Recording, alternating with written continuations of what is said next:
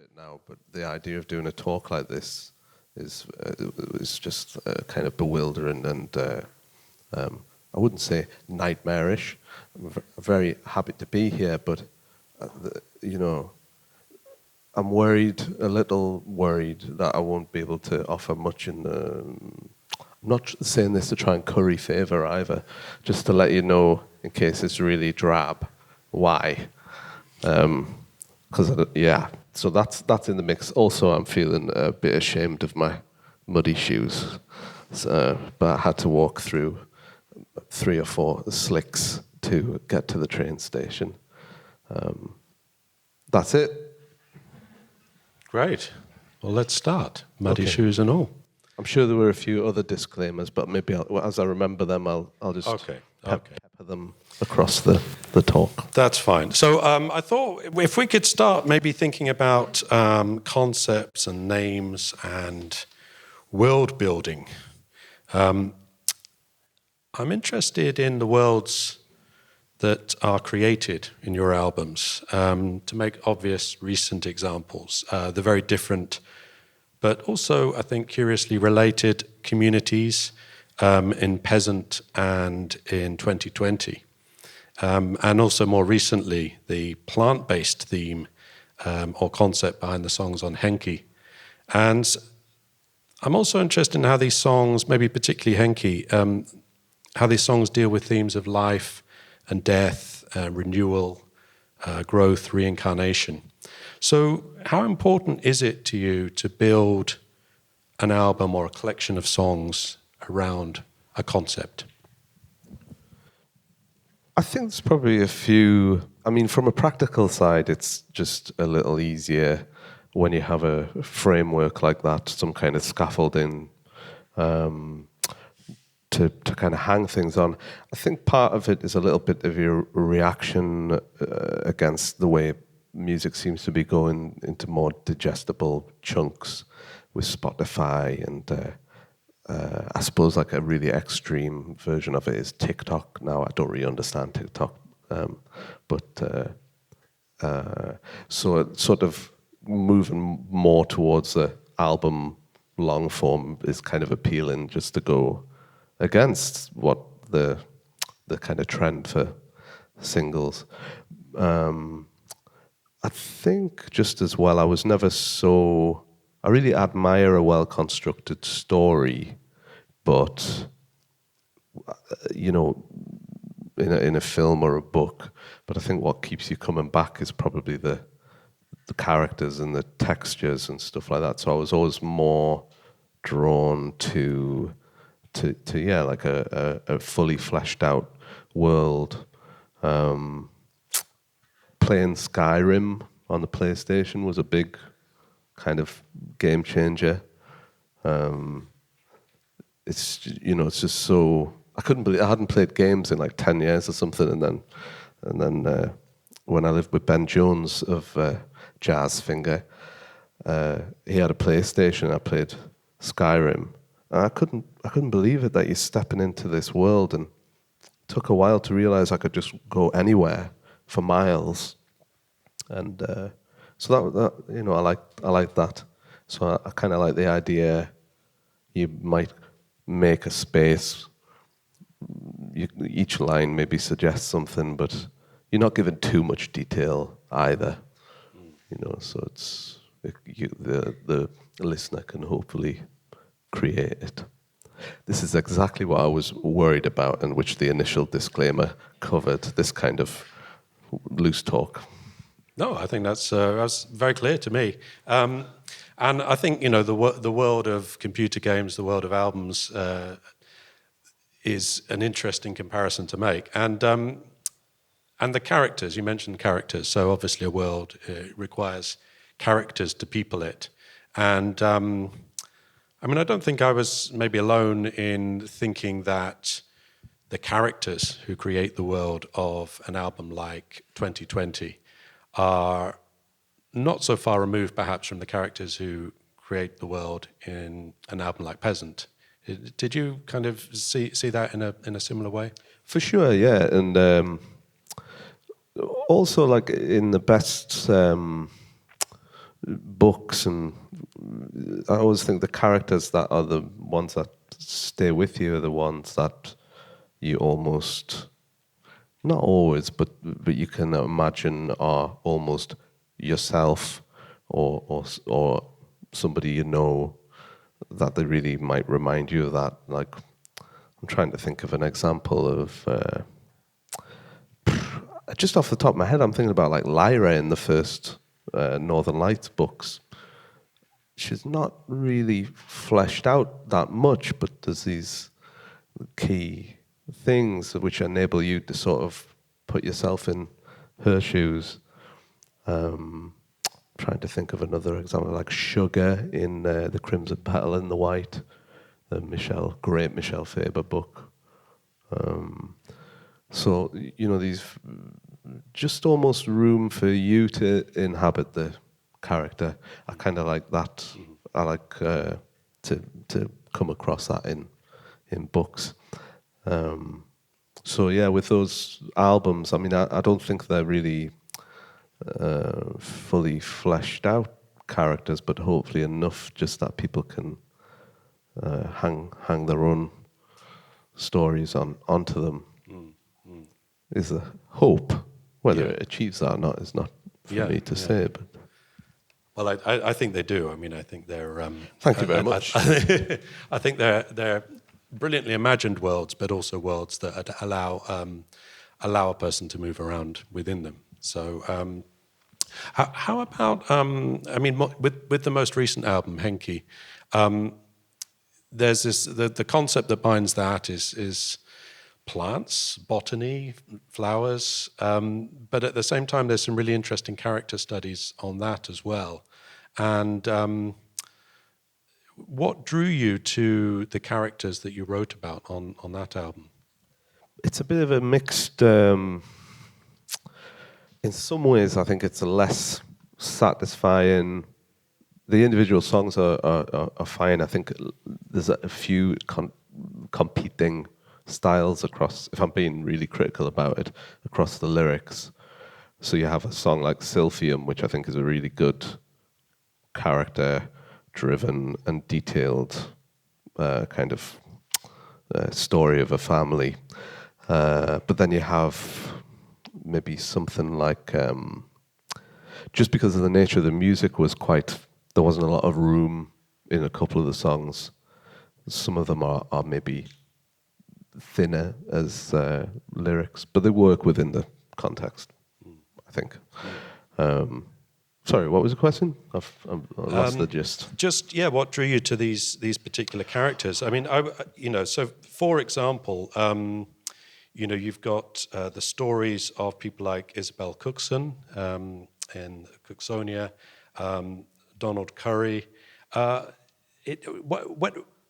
What I find, listening to those, and I'm sure other listeners will have had a similar experience, is I'm just amazed at the amount of research that has gone into those songs, into the biographical information about these characters, and a desire to want to do justice to them, I guess.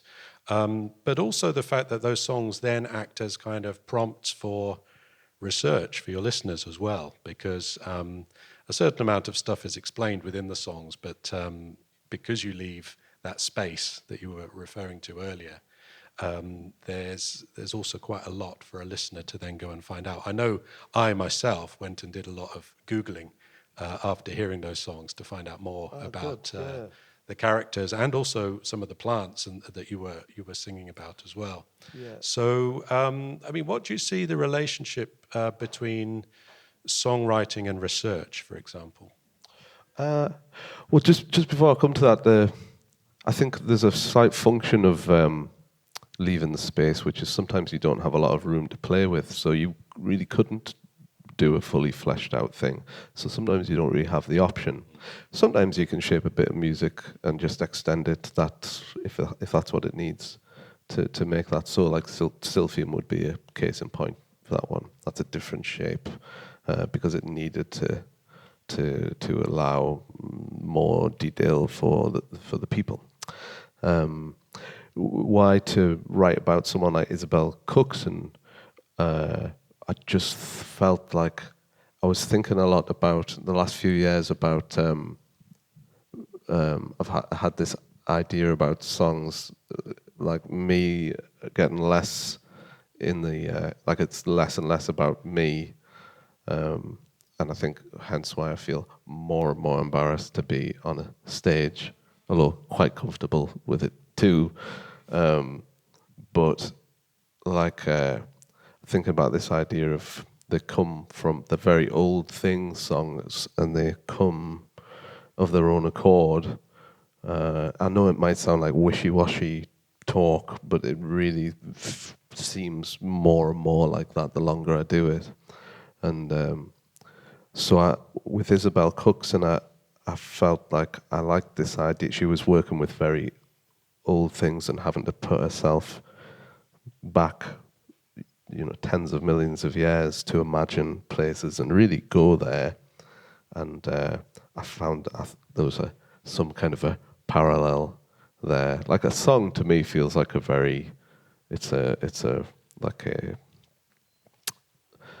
what you hear, what I hear is just a kind of little facet of what it actually is, which is some kind of spirit, some kind of ancient animal is how it feels. Again, I realize that sounds ridiculous, but that's how it is.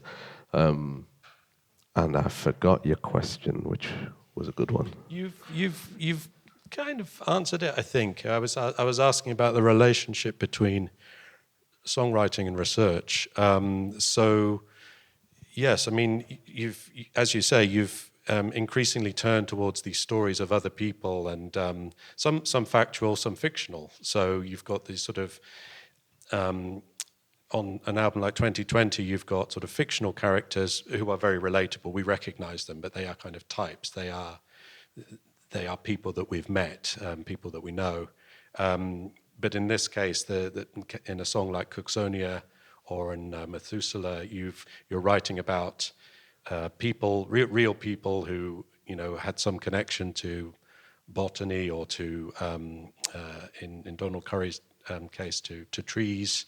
And there's a lot of research that's gone into those, and I think that's quite an unusual thing to find in songs. Actually, just that level of detail and that level of. Isn't that strange though? Because it wouldn't be a surprise to find it in a book or a film. You would expect it. Otherwise, it'd be really weird. So it doesn't seem. It is maybe unusual in a song, but part of it is probably as well because I just had a change of when I think around the time I was doing the Magic Bridge album, which was a real I left music behind for a while, and before that, I don't know if anybody remembers here, but I was doing really shit stuff, like very heartfelt, earnest, woe is me, this, and all looking in. And when I realized there's no point to do that, and that I just had to look outward. And so when you don't really have so much of an interest to express yourself, I mean, of course I'm expressing myself, but that will happen anyway. I don't need to write that. It's there anyway, so why reinforce it? So you have this whole opportunity to talk about some other things. Yeah.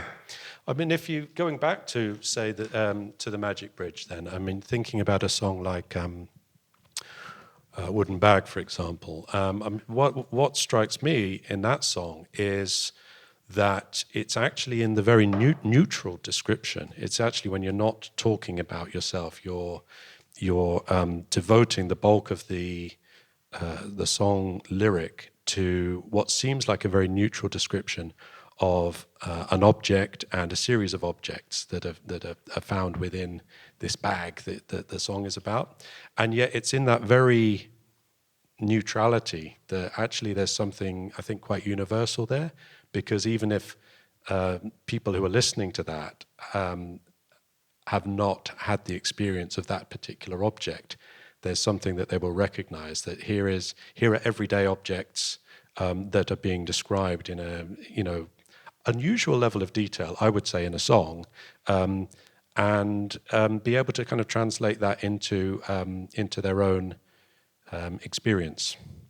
So even as you move away from the "Oh, woe is me" songs, it seems that you're kind of, to me, it seems you're striking something very personal, because actually through that kind of seemingly neutral description of objects and the things that what things mean to people, you're tapping into something that's actually very intimate, I think. Yeah, I kind of want to say as well. I don't think I'm not down on "Woe Is Me" songs either. I think there's they've got a lot of mileage. I think that Wooden Bag song was a big turning point for me. And on that album it's from, there are a few inward-looking songs and some outward-looking ones. That's an outward-looking one. And I think I'd written it maybe a year or two around the same time I'd read a couple of books. This Alain Rob Grillet, I'm not sure about the pronunciation, Jealousy, which is very, very descriptive of a small place. It's quite a small book, but it's quite tough to read because it's just a hideous level of detail. And then the Georges Perec Life of the User's Manual, which again is quite tough going. I don't think I could read those books now. I just don't think I could read those books now. But at the time, there was something inspiring about them, just because that stuff, the mundane stuff, and the coffee cup, and the dirty mud on my jeans, and gas bills or plastic forks. That's like the stuff. You're looking in art for like your big moments, your what's the word, like epiphanies in life, and these huge outpouring of emotion. But actually, like, that's not really what constitutes most of our life. And it's almost like we have a hierarchy of emotions, and some dangerous ideas about love, for instance, that you measure love by how intense you feel or how intense you're behaving, when actually maybe a better measure would be how grounded you are and how quiet your feeling can be. So that's kind of in the mix. Yeah. I remember when we spoke a few years ago, and I'd picked up on another lyric in the same song, where you talk about one of the items in the bag having the smell of Newton by the sea. And I'd said, this is a really interesting reference for people who know the northeast of England, and it will make people feel, connected, something. And you said something which I thought was really interesting. You said, yeah, but everyone's got a Newton by the sea. I think you said something like that.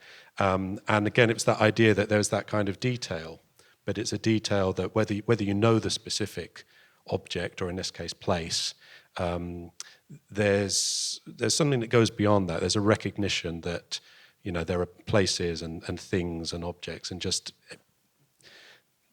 stuff of everyday life which we all connect to, and there's actually a way in which we kind of all relate to that, even if we don't know those kind of specific places and things. Yeah. Yeah. Yes. Okay. So Can I add another qualifier? I think we talked a little bit about this before. I feel a little bit embarrassed to be talking, just because I'm not doing anything else at the festival, and it feels a bit strange. Like, why am I here? I'm glad to be here. I should stress that, but do you know what I mean? Yeah. Especially when we're talking about songs where it's trying to get away from. Anyway, I'm kind of wrapped up in my worry head. There's no punchline to that. okay. Well, Thanks for bearing with me. could I pick up on something else then about objects and people, which was something else that really struck me when we spoke before. I'm very caught up in, talking about these objects, these everyday objects, because that's where my interest is. Because I think, like you, I think that thinking about that everyday stuff tells us a lot about our lives and how we make sense of our lives. But what I was really struck by when we were speaking before, and I think it also comes through in some of your other songs, is the sense in which things, objects also get in the way of people. They kind of come to stand in for people in a way, but sometimes in ways that threaten to make those people disappear. And you have a line in, I think, in Nothing Important, where you talk about, all these things. And again, it's a song with, great long list of sort of seemingly neutral list of objects in a domestic setting. But then there's also this line about, where have the people gone? Where are my people gone? And that idea that what's left is objects, but what's harder to keep hold of is perhaps the memory of the presence of people. So that, is that a theme you kind of recognize in your songwriting? It's something that I kind of see as a recurring pattern. Maybe, yeah. I think there's kind of good and bad side to that. I think about some of the keepsakes I've got from my grandparents, for instance. I have this boat on our windowsill, which my uncle, who died quite young, he made, and my grandparents always had in the house. And I've got a painting of Berwick Harbour or part of the Tweed on my wall. And they're great things, but I can't recall my grandparents' faces. Yeah, so it's great to have those things, but then as you get older, you more and more you kind of. I think it's a bit like when you have photographs as well. You start not to be able to remember the person because you have these images, but they're not. They're obviously people you knew weren't fixed stock still, but then that's all you end up having. So yeah, I mean, there's we could talk all day about this because you also need those things as well sometimes as pointers, but it's a real minefield.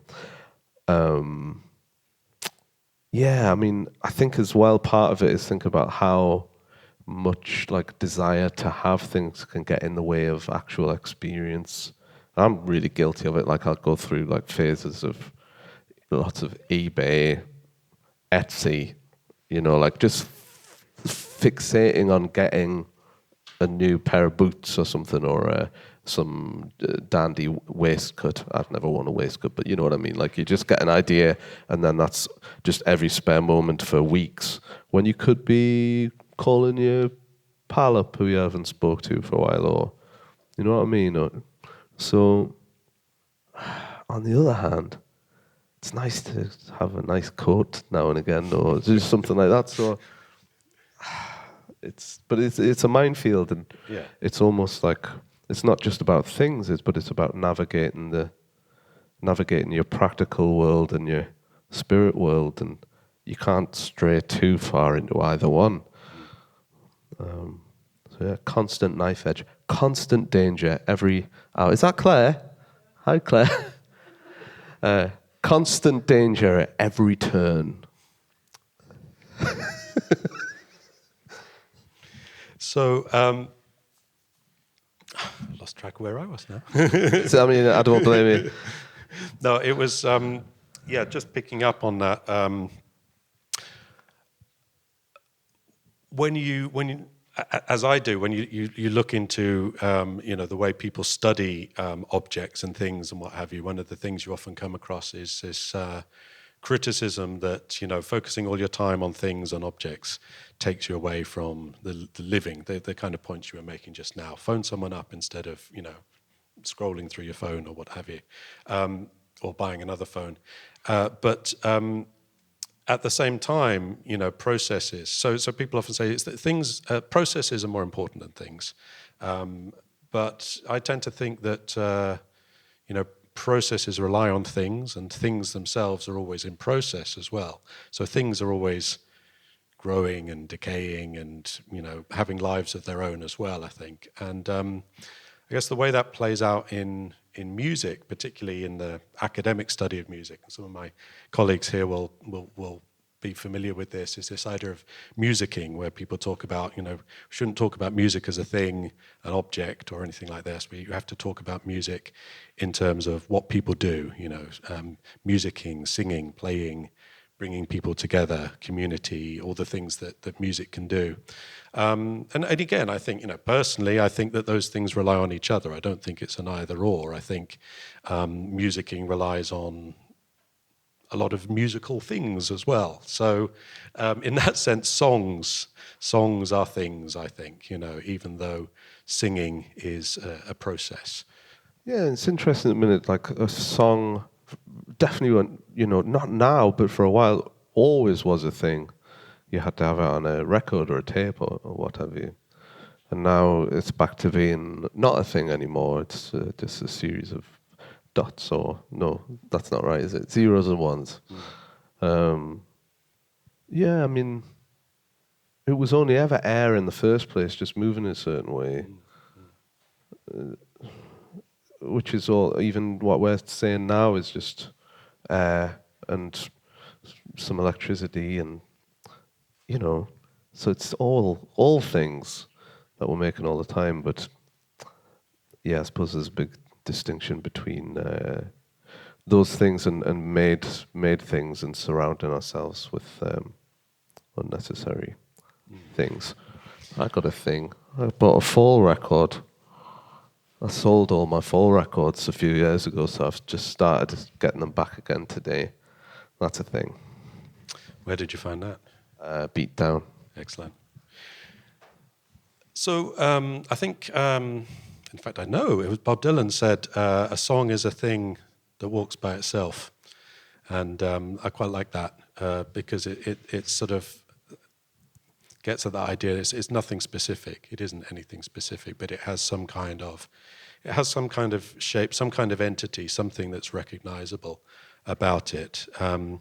I was also struck by something that Will Oldham said in an interview, where he talks about the bones of a song. You can take a song and change it and perform it in different ways and have cover versions of it, or you could have a traditional song that's been performed so many ways over such a long period of time, but that the bones of the song, the thing he talks about, is that kind of, there's something in it that makes it that song and not another song, isn't there? And I guess that's what I think of as the sort of object-like nature of the song. Not that it's a fixed thing necessarily, but that there's something that it makes it that song and not another song. That's interesting. Like, it makes me, sometimes I've had the sense with the different music we do with, like, my stuff and Henna Gleth and other things, that it almost feels like it's coming from a totally different place, and that the actual identity at the heart of it is quite distinct. So that's it. So you've talked, you've already alluded to it today, and I've heard you say in other interviews, and I think in live performances sometimes, about this idea of a song as something that's there, that already kind of exists, and that has a kind of life of its own, a sort of agency. Is there anything else you want to say about that? Well, that could be to do with time and our perception of it. That, I don't think this is anything new, and I remember reading. I was banging on about this to Sally in the house a few years ago, and then read Sun Ra was talking about this in the 50s, and scientists were about our perception of time being actually just a means to get us from point A to point B, and that it's more like a blanket, and every moment already exists, and we're just moving through it. So if that is the case, then with a a song or anything, we're really just uncovering it, and it already exists, and you just have to move through what you need to do to get there.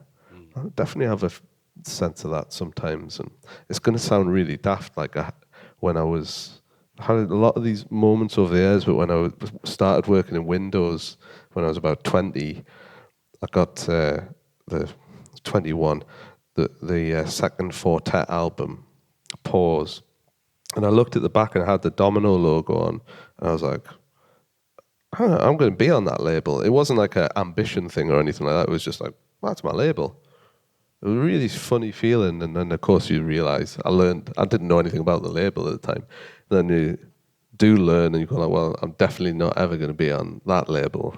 No, not a chance. And then so when it happened, but in a slightly different form, which is that seems to be how these things go.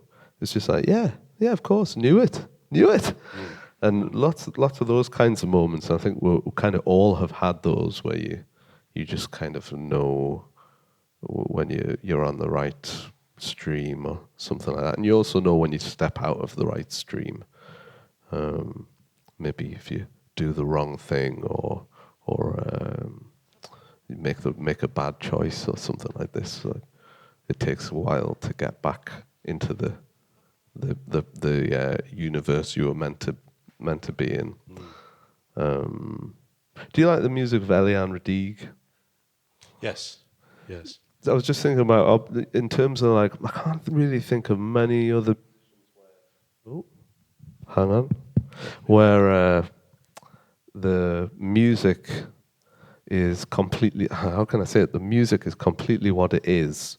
'Cause most often, music or book or art is usually not. It's a number of things other than what it seems.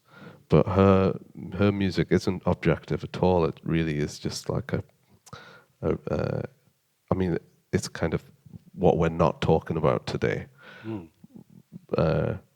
So I don't know why I brought it up, but it just seemed like a really good example of the opposite of what we're saying. Well, maybe picking up on that. I mean, I guess my questions have been sort of very much focused on song, and which means we're often talking about words. But thinking about music, one of the things I wondered, particularly with Henke and and again, it may have just been my imagination, getting fanciful and what have you, but I do wonder if there was a sense of that music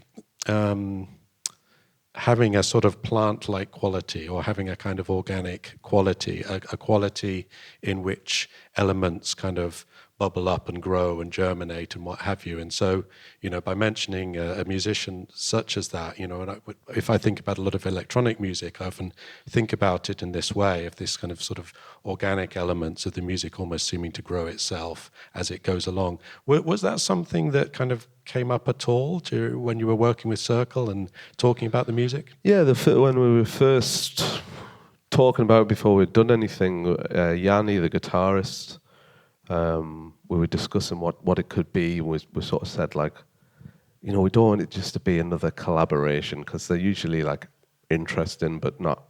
We want it to be like the best collaboration and go all the way. Like, it's not enough because it's an interesting combination, but that's not enough.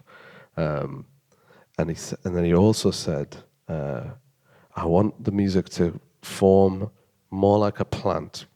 And this was before we'd decided. This was what kind of sparked the whole idea for it being a plant-based album. Yeah, I don't think he was expecting us to like run with it. I think he was just talking about how it actually makes itself.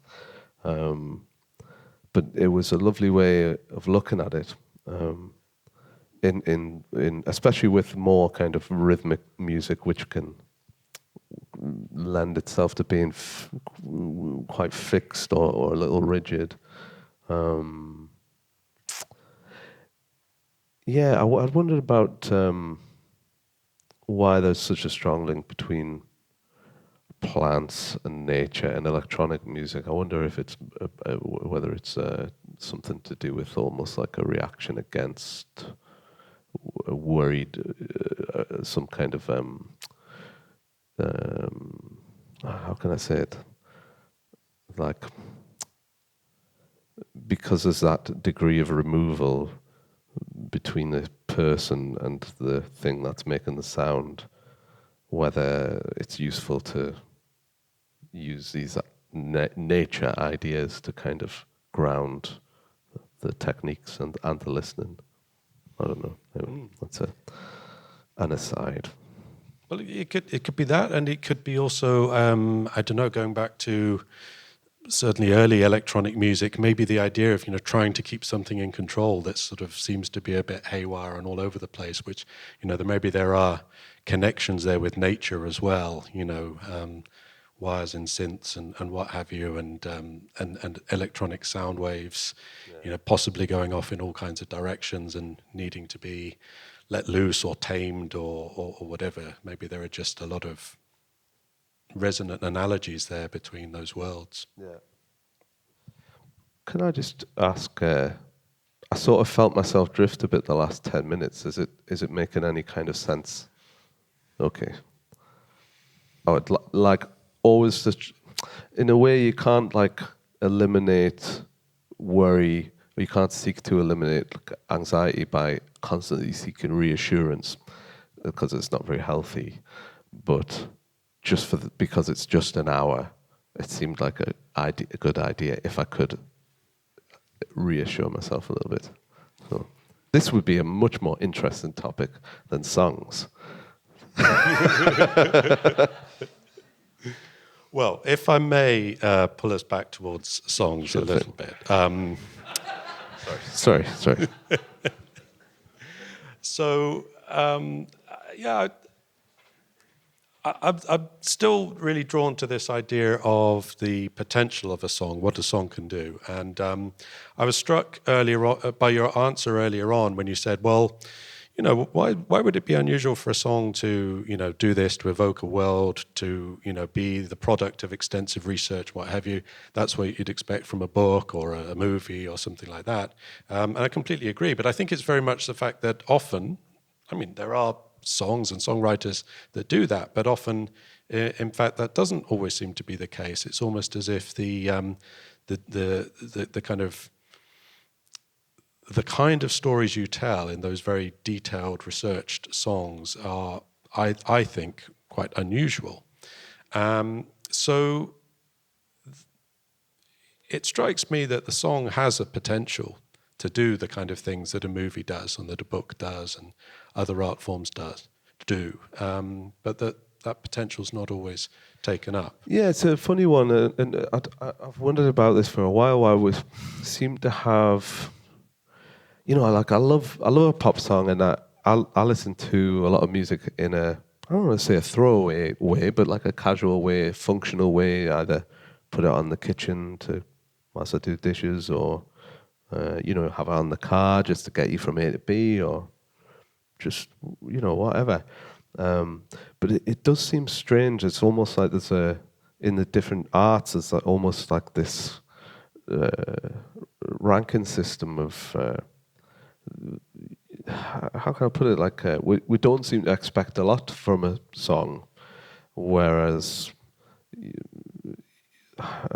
it can do a lot more than we've really seen. We expect it to do.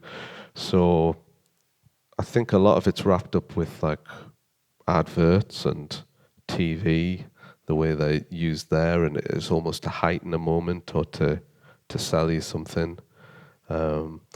Even I think a lot of, so I guess this goes back to talking about like this more inward looking kind of song is kind of selling you how somebody feels.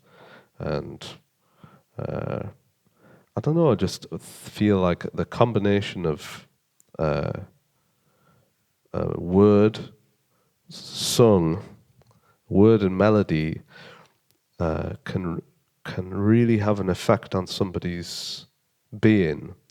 A big game changer for me was seeing this YouTube video of Alan Moore talking about being a wizard.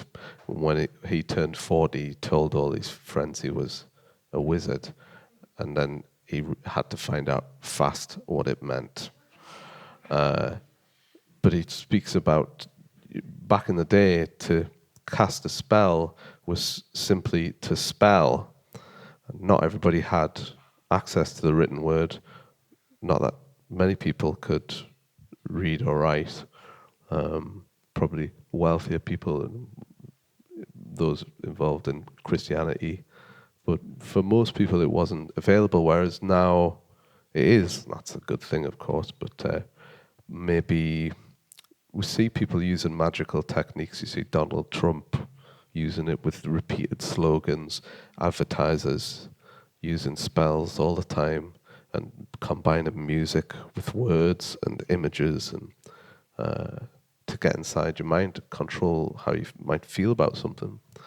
And it seems to have cheapened, to me, what a song is, and also there's a lot of evil use of songs. So to me, a song can be the most powerful force for good, hopefully good, and that's why it's important to try and do it well. So picking up on this idea of songs as spells, which I think is a really interesting idea, because it gets to the heart of what a song can do. You know, there's what a song is, music and words and voice and instruments and what have you. But then there's what a song can do and how it makes people feel and how it lodges in people's brains. And that's why I tend to think of songs as evocative objects as well. I mean, we all know that songs that we've heard at various points in our life have meaning for us and, you know, may help to take us back to certain places or connect us to people or things or events and what have you. So thinking about, I suppose, a little bit more the kind of mechanics of all of that, casting spells, if you like, your own spells, your songs. What are some of your techniques? I've been focusing a lot here on words, you know, words, song lyrics, but bringing those lyrics to life, bringing those lyrics to sort of the very unique, I would say, melodic shapes and structures that your songs take. You know, what are some of your techniques, if that's the right word, or just some of your thoughts that you have about how you bring these words to life so that they take on these kind of this power that they have? I think technique might be too kind a word for it, but maybe part of it is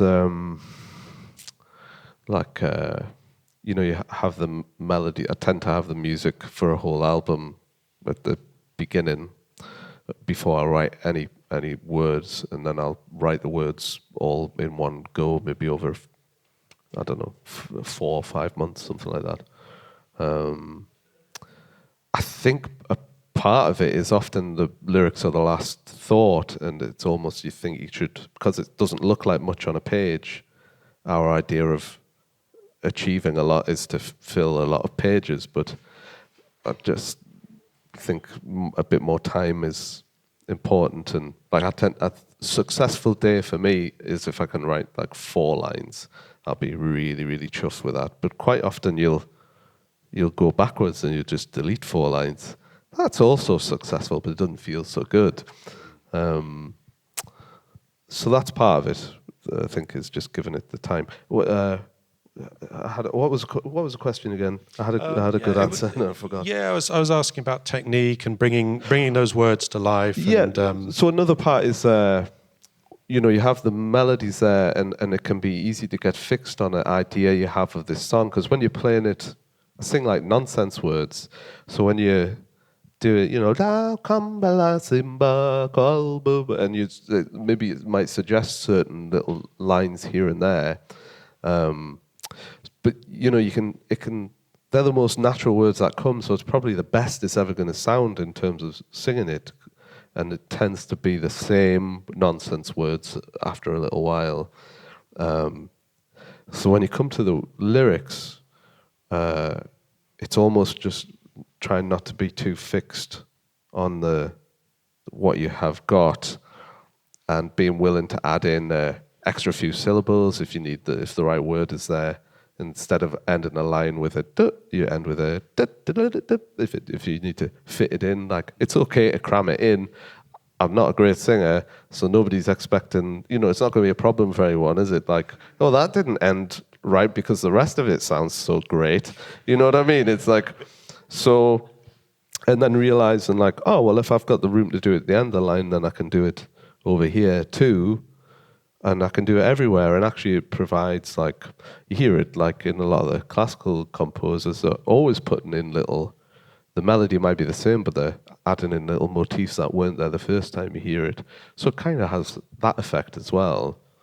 So it's useful from an arrangement point of view, but also once you let go of the idea that what you thought was correct is not so, then it's... Having said that, being precise and maybe things going can be the right thing too. So it's just like an instinct. And there's no, like, who's to say if it's good or bad? It's, you know what I mean? Like, at the end of the day, I've just got to decide. I think that might be quite bad, but it's the right thing. Like, that happens quite a lot. Like, words I don't want to sing because they just don't sound good. But you sort of go, well, but those are the right words for this moment or this person. This is going to be very embarrassing to perform live. But then that'll be like life. That'll be like, like, even though this is really nice to do this, but I feel hugely embarrassed and uncomfortable, as well as comfortable. And most social interactions, I think, unless you're like a really confident person, most social interactions are awkward. We talk over each other, we misunderstand each other. So lyric can be, is that Ant? Hi, Ant. Nice pants. Sorry to highlight, it's uncomfortable maybe.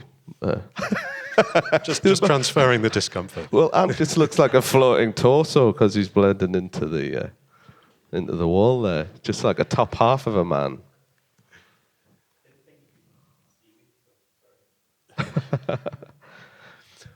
I'm aware we're probably getting a little bit short of time. I was just intrigued by something you said at the start of the previous response there about the nonsense words and starting songs with nonsense words.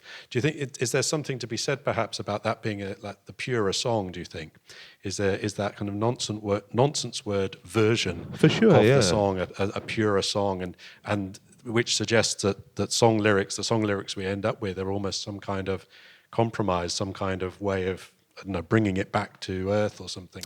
Yeah, sometimes it feels like some kind of pre-human, like a troglodyte language. It's just so daft, some of the sounds, but they're just kind of suggested by the music. It's kind of made me think maybe this might be oversharing, so I might stop at any moment, but when I used to go out clubbing to Cuba, rock night at Cuba back when I was like 18, 19, so what's that, 22, 21 years. There was a group of pals that would go out with, and there was a girl that I was getting on really well with. And it was like heading in the right direction, and then all of a sudden, not, and I couldn't understand why. And then I saw her years later and said, "What happened there?" I thought, like, what happened? She's like, "Oh, you just started talking absolute nonsense every time I would see you. You were just making sounds and like mad babble, like bing bang, and all of this stuff." And I'm like, I had no idea. There's this drink called Red Pig that they would sell there for like £2, something like that. And I think it just unlocked some part of my brain that just found great pleasure. I mean, I remember doing it, just this kind of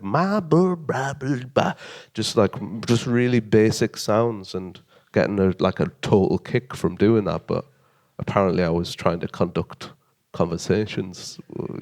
This was my dating technique. So Well, there's another potential of song, I guess, as a dating technique. Yeah, crikey. That's definitely a bad idea.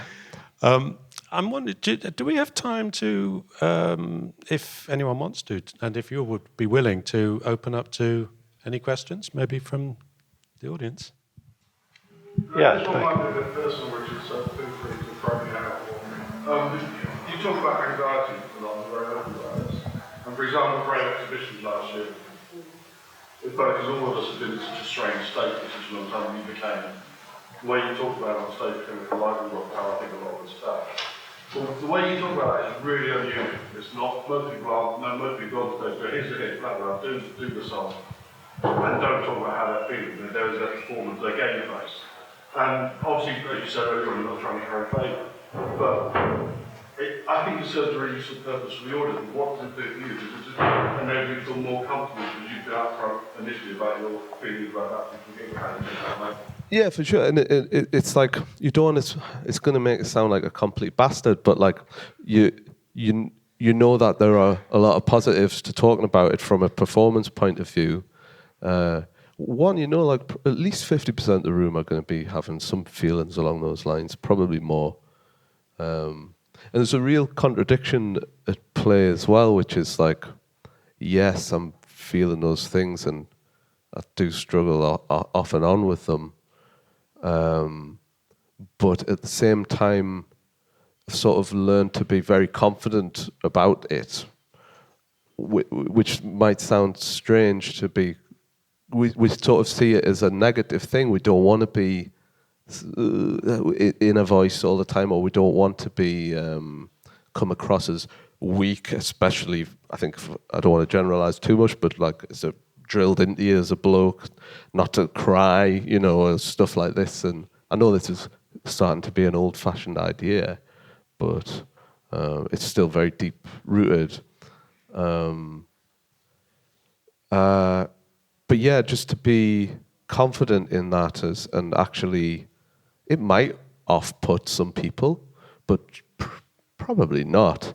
But I have to be honest, like, even when I haven't felt particularly anxious, maybe just a little bit, I might over-egg the pudding a little bit. Today is not one of those occasions, but I might exaggerate a bit just to get people on board. But I'll always own up about that towards the end.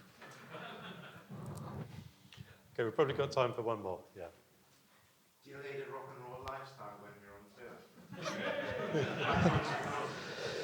on tour? Mountains of Coke. No, I used to drink when I was on tour, but it became, I mean, untenable for a lot of reasons, but it was for my singing, because it was getting a bit more and more demanding as well. Just keeping hydrated is like the biggest key to being able to do it for a few nights in a row. So now my rider is, for a while I had a bottle of brandy on there, but I've taken that off. So my rider is now just water, blueberries and chamomile tea. That's it. I'm thinking about taking a massage gun out on the road next time just to self massage my shoulders. So, you know, exciting stuff. And I like to lie down on the floor a lot and not see anyone.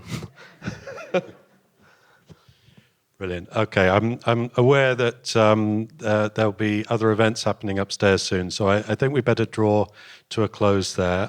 Thank you very much, Richard, for sharing your thoughts about song and much more. Well, thanks for bearing with us as well, because I appreciate it was a little, let's say, never apologise, you know, for what if you're on a stage, but so it's not an apology, but an acknowledgement of your patience with this slightly spiderweb thought pattern.